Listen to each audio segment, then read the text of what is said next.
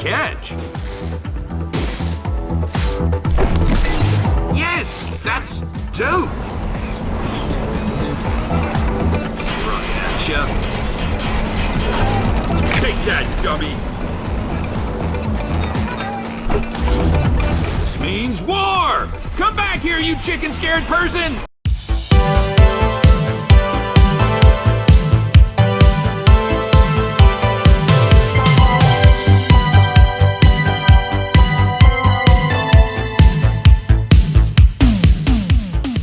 Hey guys, what is going on? Chris here, as always with Shughead Gaming, and here's my review for VROOM KABOOM, developed by Ratloop Games and releasing August 14th on multiple platforms as a free-to-play title.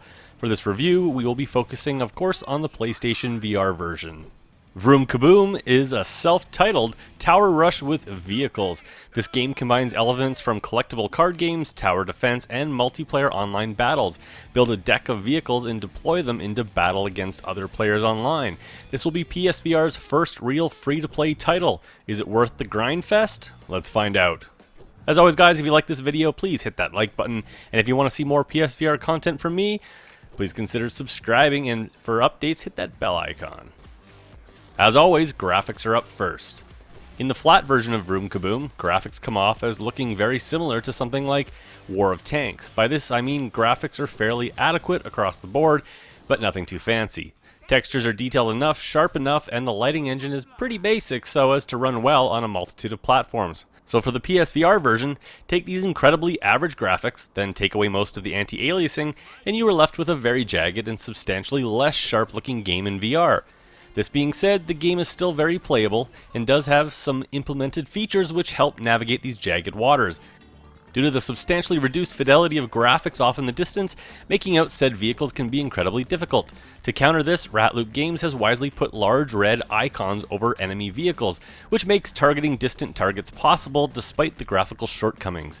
In addition, your left move controller which holds your deck can be difficult to read due to the low resolution. However, Ratloop Games has again thankfully removed this issue by giving the player the ability to magnify the deck by holding the left trigger button. Yes, these added features do help make this lackluster looking game more playable, but unfortunately that's all they do, and the overall package still reeks of a rushed PSVR port. Sound is up next.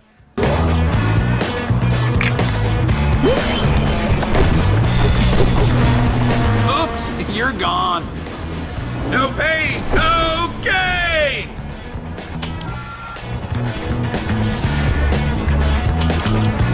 VROOM KABOOM is not a great sounding game, plain and simple. Engine and weapon sounds come off as generic, cheap, and are basically just there to get the job done. Everything from the explosions to the weapon fire and even the engine sounds are all just incredibly serviceable and do nothing to elevate this game from its free-to-play roots. This being said, these sounds come off as first rate when compared to the voice work and the in-game music. Voice work is laughable at best, as I swear my AI opponent told me I sucked harder than a vacuum. While moments like these are hysterical at first, they will get old fast, as the sayings repeat very often. Music fares no better, as each of the three playing environments only have a few songs each and all come off as generic and grating as the sound effects do. Overall, not a solid sound package in any rate. My suggestion for those long grind sessions? Spotify.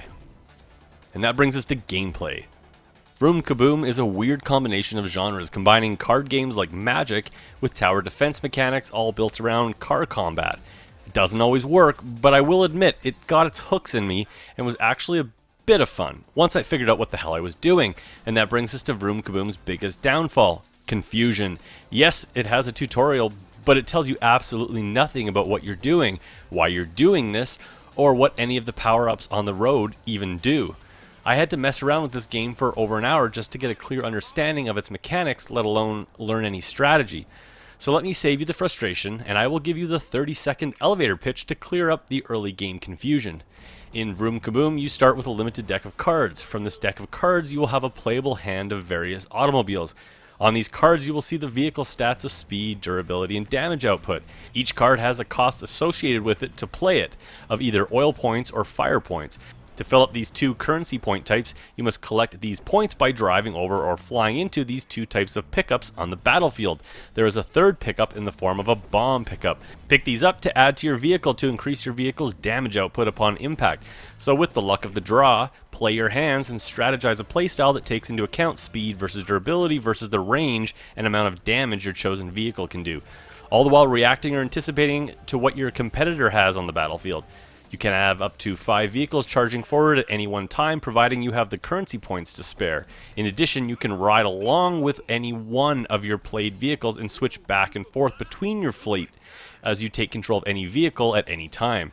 Choosing what to control and when can be a key strategy, so mastering this should be an early priority.